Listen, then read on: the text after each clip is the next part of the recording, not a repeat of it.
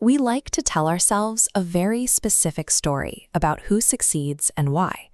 The prevailing cultural narrative insists that navigating the maze of life comes down to an individual's personal willpower and specific psychological traits. To prove this, we often point to the famous Stanford marshmallow test. This was a psychological experiment where a researcher offered a child one marshmallow immediately, or two if they could wait alone in a room without eating the first. Researchers tracked these kids for decades and found that those who delayed gratification had higher test scores, better careers, and healthier lives. Then you add in theories from psychologists like Carol Dweck. She observed that successful people possess a growth mindset. A growth mindset is a psychological framework where an individual views failure as a chance to learn and try harder, rather than a reflection of fixed, unchangeable ability. Wrap all of this up with Anders Ericsson's concept of deliberate practice. This is the idea that top performers, whether athletes or musicians, don't just work hard. They constantly assess their own weaknesses and strategically adapt their plans to improve. We have built our entire educational curriculum and cultural identity around these ideas. We teach our students self-control. We demand extreme resilience and constant self-reflection, assuming that cultivating these exact psychological profiles is the guaranteed path to wealth and success. But there is just one glaring problem. When we actually look at macroeconomic data, we see that taking a poor student and teaching them self-control, resilience, and deliberate practice does not reliably improve their life outcomes. The school you go to or the grades you get barely matter compared to a single metric, whether your parents were rich or poor. This animated diagram illustrates the analytical error we make when looking at success. It shows a false causal arrow pointing from psychological traits to wealth. But correlation is not causation. Being successful actually causes the traits. Successful people get up at 4 in the morning because they are highly motivated by their existing success. If you are already rich, you have the financial safety net that allows you to be resilient when you fail. You have the free time and resources to engage in deliberate practice. The true determinant of lifelong success isn't an innate psychological profile. It is an invisible structural economic advantage. To understand how that advantage is passed down, we have to look at what wealthy parents are actually doing differently behind closed doors. The family unit serves as a strategic training ground.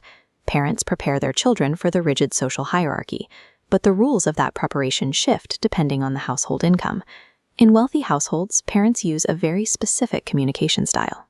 They speak using high-level vocabulary, longer sentences, and an explanatory tone. If a child makes a mistake, the parent explains why it was dangerous and how to avoid it. They also provide extreme environmental stability, where promises like a family vacation are consistently kept. The objective here is to teach the child that the world is safe and that authority figures are equals. Wealthy children are groomed to negotiate, debate, and advocate for themselves to maximize their personal outcomes in life. Contrast that with the reality of working-class households. Here, parents often rely on short, direct commands and an authoritarian tone.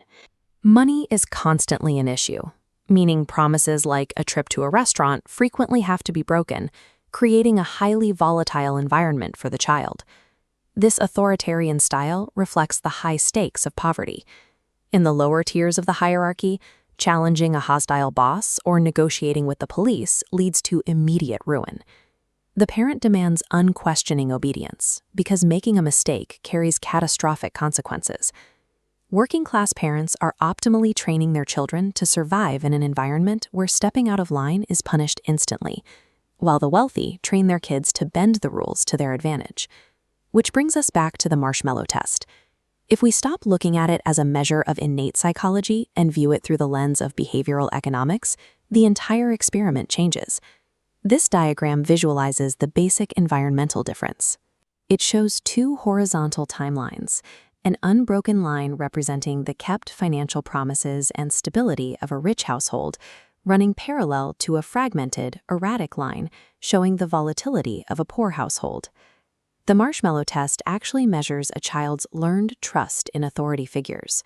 A wealthy child waits because their life experience tells them the adult is capable of keeping promises. The poor child has learned that promises are frequently broken.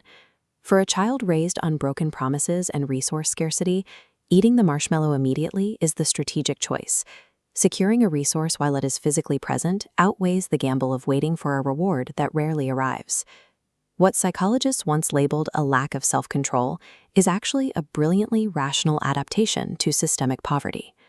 Now, what happens when we zoom out from individual families and look at the entire society? The social hierarchy is a zero-sum game, meaning there are only so many positions of power at the very top.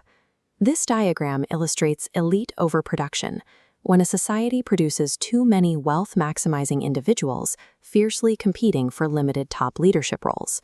The winners secure power and rig the architecture, using financial leverage to ensure only their children inherit positions. The waiting list becomes permanently full.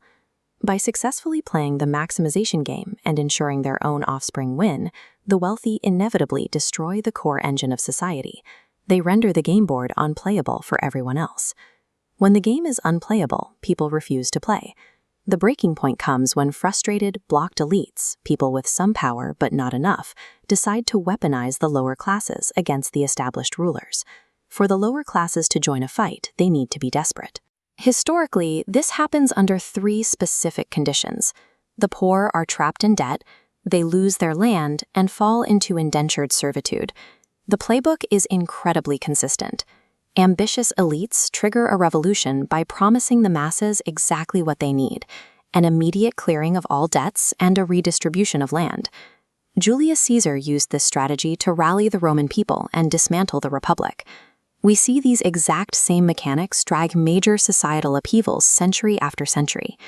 The Chinese Revolution was driven by elites leveraging promises of debt forgiveness and land distribution to mobilize a desperate population. Societies eventually reach a threshold where a violent, systemic game reset becomes inevitable. When the ruling class kills social mobility, revolution remains the only mechanism left to open the hierarchy back up.